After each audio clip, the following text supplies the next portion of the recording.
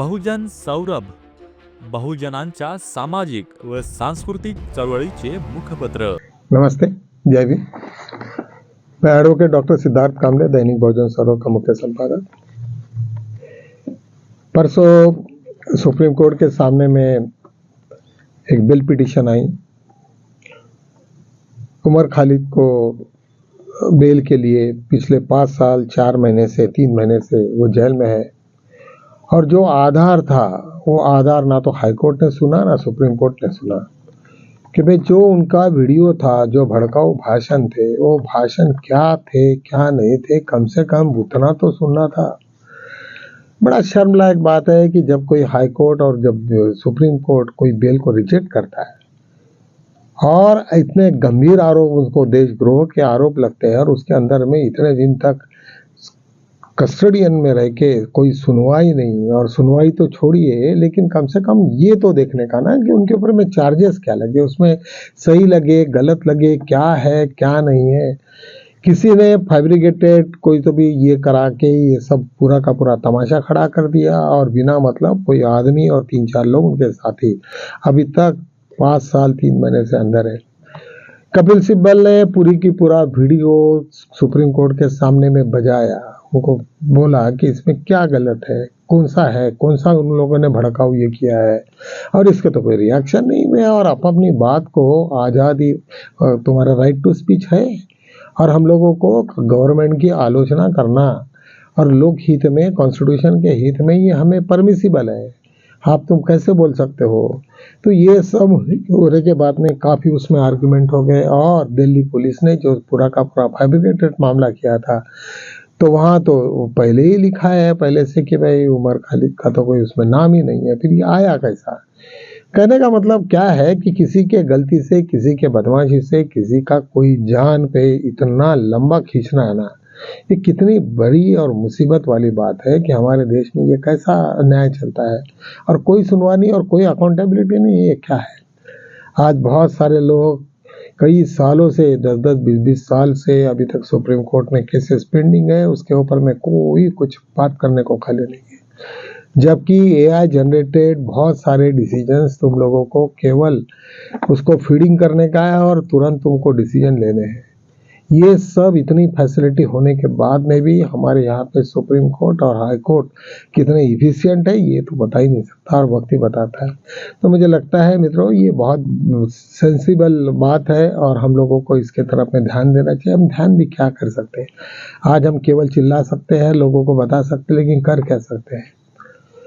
और जब अभी ये सब इतना, तुम्हें बिहार का इलेक्शंस हुआ, सब सारे सब धांधलियाँ हो गई, सब कुछ हो गया वहाँ पे, और जब ये राहुल गांधी ने कहा नहीं अभी तो पब्लिक को उतरना पड़ेगा रास्ते पर, और जब जेनजी मतलब age group, particular age group के लोग यदि ये रास्ते पे आएंगे, तो सभी लोगों को लगता है कि चलो ये इसमें अपना हाथ धो ही लेते हैं।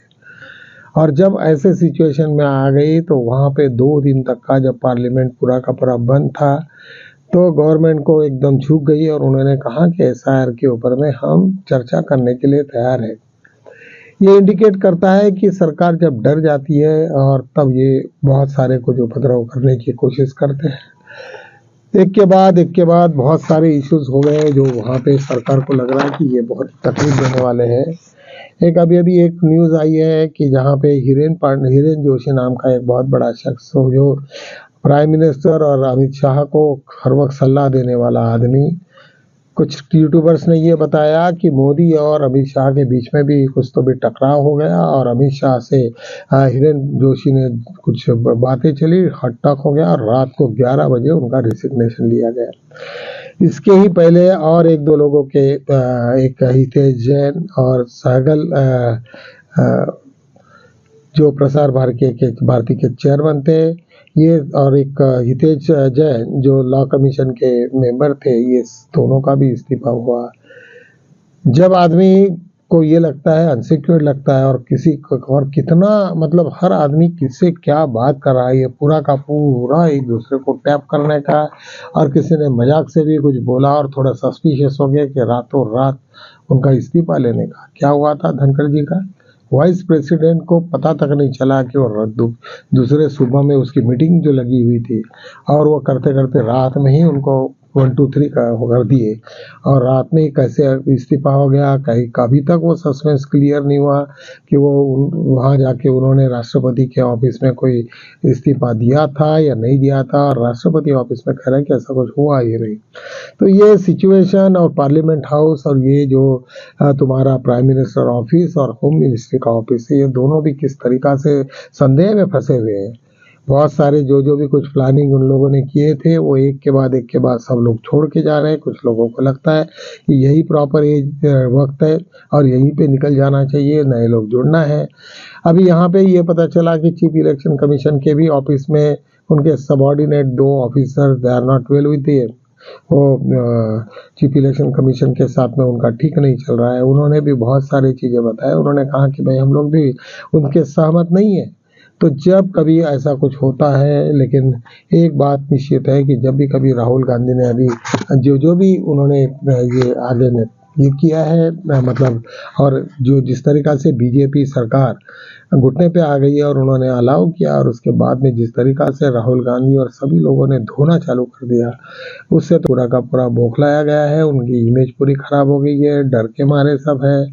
यही नहीं तो महाराष्ट्र में भी बहुत सारी जगह पे वहाँ पे इलेक्शन चोरी के मामले ये आ गए हैं, और वो चोरी के मामले में बुल्डाना में बहुत सारा फर्जीवाड़ा हुआ। उसके बाद में महाराष्ट्र के बहुत सारे जगह पे वहाँ पे कुछ फर्जीवाड़ा होने की बातें हैं, उन लोगों ने कहा। लेकिन जो भी है वो कब तक चलते रहेगा, कुछ ना कुछ एक समय थी सीमा होती है, और सब लोग डरे रहते हैं। नागपुर का एक अधिवेशन जो जब इधर अधिवेशन होता है उसको भी 1 हफ्ते का कर लिया उन्होंने। 1 हफ्ते में तो पहले दिन में तो जस्ट वो उन लोगों को सब श्रद्धांजलि देते जो गए हो गए, और बाद में तो सब एक ऐसे ही चलते रहता। बोलते बोलते 1 हफ्ता मतलब 7 दिन कहे तो क्या 7 दिन का क्या सेशन चलेगा। इतना पूरा सब सामान लेके आना और यहाँ से जाना, ये तो कोई मतलब की बात नहीं है। नागपुर वालों ने हर वक्त ये डिमांड की कि कम से कम नागपुर का सेशन 1 महीने का होना चाहिए, लेकिन कभी कभी 3 हफ्ते तक का भी चला। और यहाँ तक पता चलता है कि वहाँ से बहुत सारे काम जो बॉम्बे में नहीं होते, वो यहाँ आने के बाद में सभी सेक्रेटरी है, डायरेक्टर, सारे डिपार्टमेंट होने की वजह से फटाफट सैंक्शन मिल जाते हैं। बहुत सारे वही के वही मिनिस्टर्स रहते हैं, सब रहते हैं, जो बॉम्बे में संभव नहीं है। इतना अच्छा अपॉर्चुनिटी मिलने के बाद में भी आज वे सेशंस का, लेकिन 7 दिन, क्योंकि लोग अभी सबको मालूम है कि हंगामा होना है हर चीज़ों के बारे में। हर इलेक्शन बूथ पे जिस तरीका से धांधली हो गई, ये सब का सब तो अभी सामने में आना ही आना है। तो ये सब बातों को लेते हुए गवर्नमेंट ने ये सब डिसीजन लिए हैं।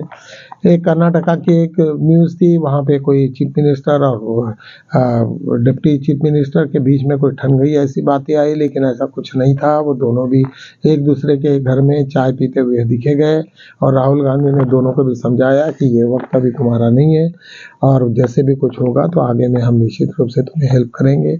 इस तरीक़ा से सब ये हो गया है। जो आप लोगों को मालूम है कि अभी अभी एक नया जो ऐप आ रहा था, और वो ऐप में जिस तरीका से वो सब गवर्नमेंट अपनी तुम्हारी पूरी की पूरी प्राइवेसी को डिस्टर्ब करने की बात चल रही थी, वो उस पर गवर्नमेंट ने यू टर्न ले लिया अभी। और एप्पल और गूगल ये दोनों ने भी गवर्नमेंट को बोला कि ये इस तरीक़ा से तुम कर नहीं सकते कंपलसरी, क्योंकि उन्होंने कहा कि जो भी कभी हैंडसेट मार्केट में जाएंगे तो उसके साथ में इनबिल्ट जाएगा।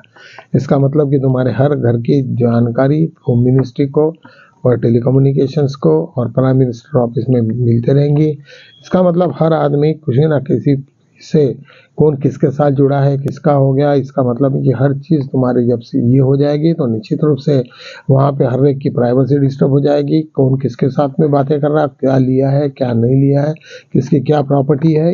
ठीक है, कुछ जगह पे तुम लोगों को फ़ायदा भी होगा, लेकिन सबसे ज़्यादा जो नुकसान होगा वो तो सब अलाइट क्लास का ही है। गरीब लोगों के पास में क्या होता है कि जो उसका डिस्क्लोज करने के लिए उसको तकलीफ होती है। तो इसी के साथ में आज हम नहीं रुकते हैं, आज फिर कल मिलेंगे, तब तक के लिए जय हिंद।